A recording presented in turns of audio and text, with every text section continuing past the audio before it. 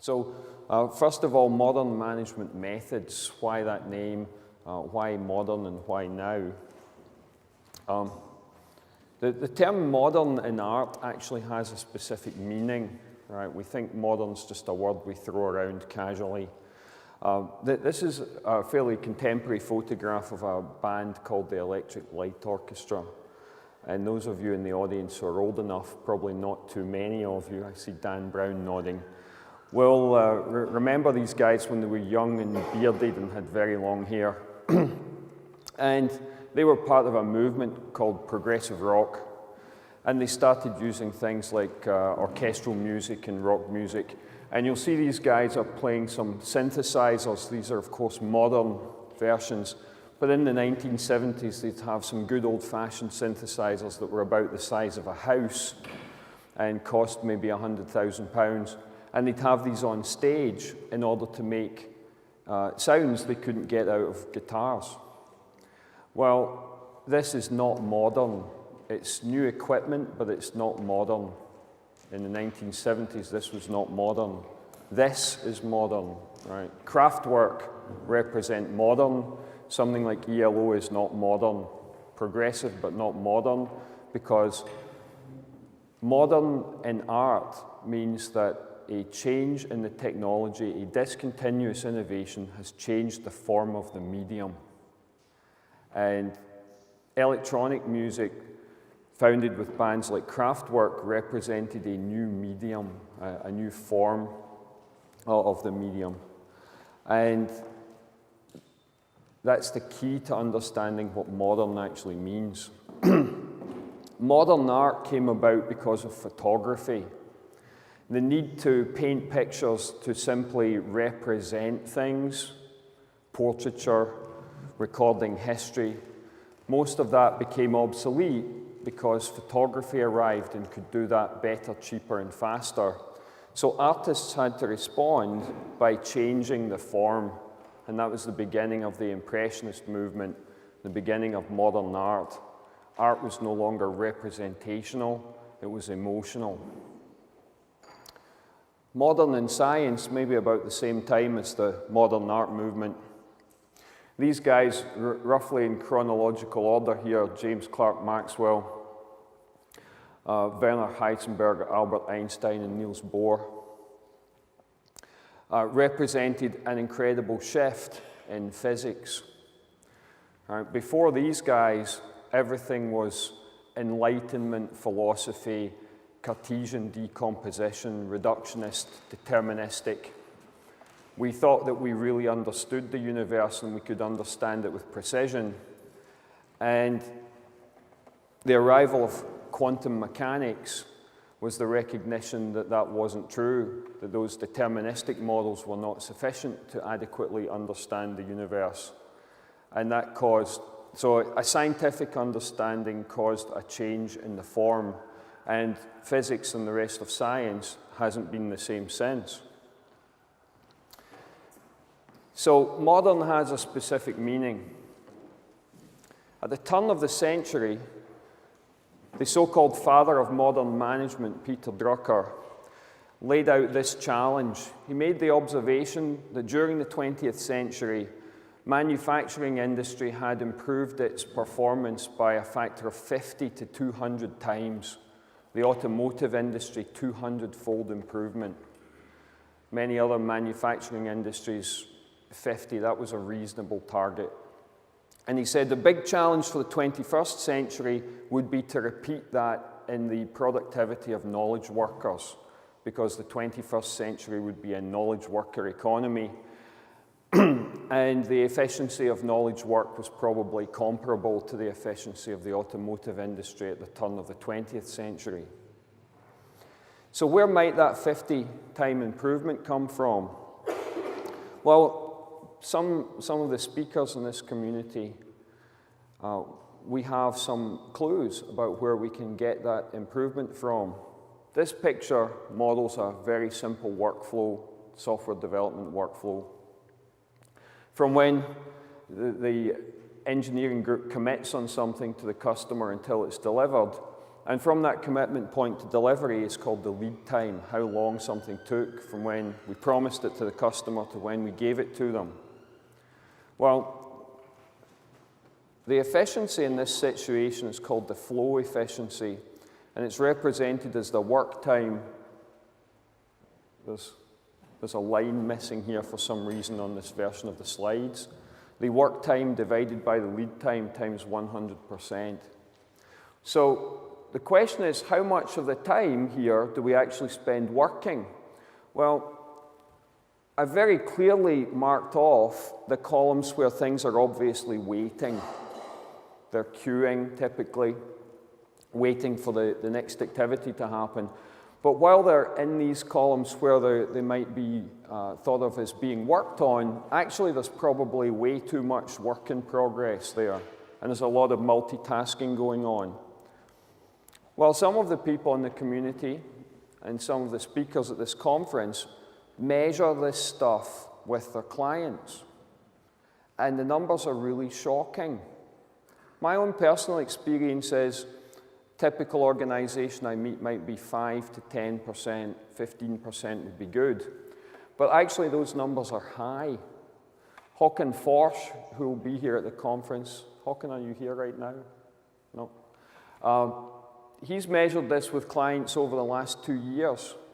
And over 2 years he's reported at conferences, he now thinks 1 to 2% is typical. Right? So 1 to 5% is commonly reported.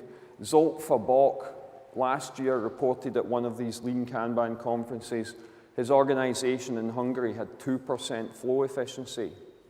So this 1-2% number is commonly reported. 5% is high, maybe. Well, if your organization is 2% flow efficiency, if you could get rid of all the waiting and the delay, you can produce a 50 times improvement just from this one thing. That's really important.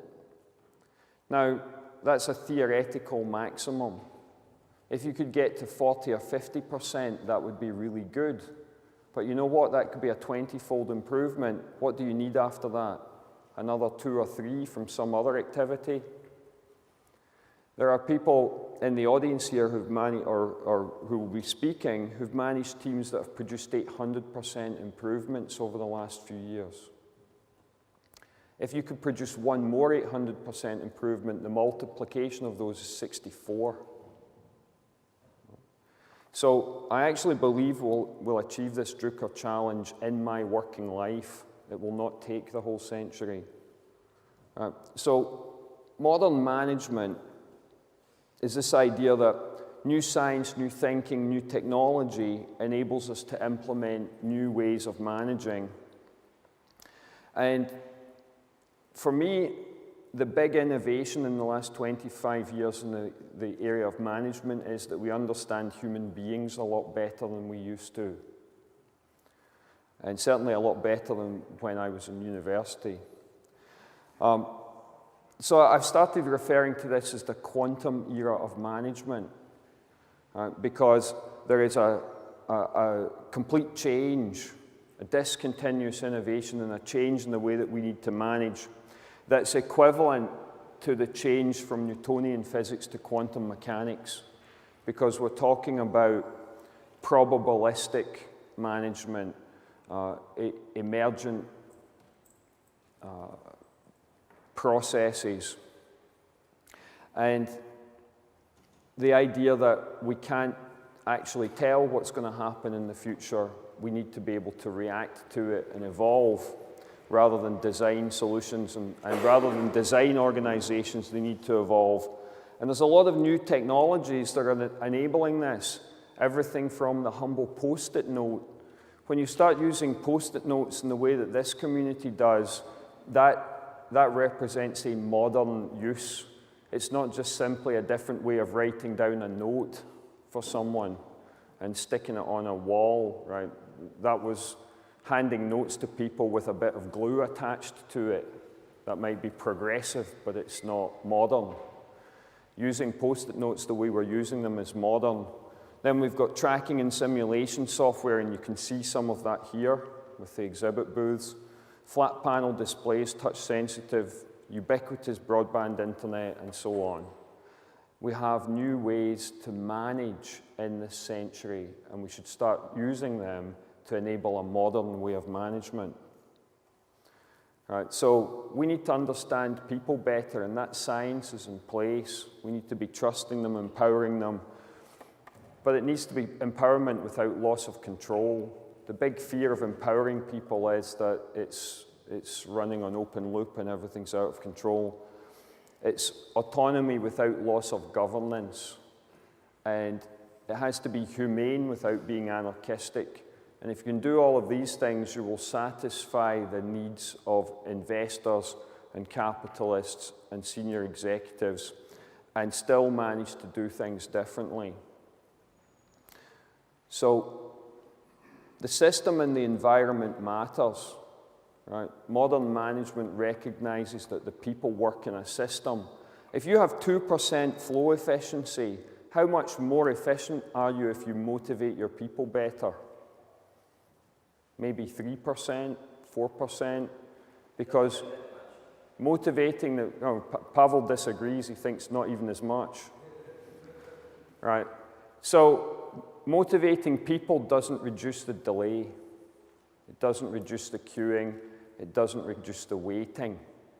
The biggest leverage in your organization is to eliminate the waiting and delay and the blocking. Right. So most of the intuitive approach that we have to, oh, people do this work, therefore we need to motivate the people better, set them deadlines, whip them harder. That stuff doesn't actually produce the results that you're looking for because you don't understand where the problem is in the first place. Right. Reductionism to the smallest unit, the worker, local optimization, it's not the solution, right? We need a holistic approach. We need an approach that's equivalent to quantum mechanics, not Newtonian physics. Right. Understanding and affecting the outcome of complex systems, the work of the key under delivering Drucker's challenge. Right. These things are not simple. It's not deterministic. It's probabilistic. The simply motivating people isn't going to get you there. All right, so the key with any modern movement is to understand that the form must change. If you're still managing the way that you managed in the 20th century, even if you think you're using some newfangled process that emerged in the 21st century, then fundamentally you're not doing things differently, and better management is where the big leverage is. The idea that somehow a well-motivated set of people can get stuff done more efficiently, the evidence is just there that that's not working. Right? The last time I did a keynote at a Lean conference here in the UK in Edinburgh last year, the title of that talk was Individually Smart, Collectively Stupid. So, the Modern Management Methods Conference Series is about bringing the ideas together that will enable us to deliver on this Drucker challenge. And I really do believe that we'll achieve that in the next 15 years. So welcome. I hope you enjoy the content we've put together. Do take the time to pay attention to the sponsors on the exhibit stands. There's some really good, innovative new technology there to look at. I'm going to hand over to David.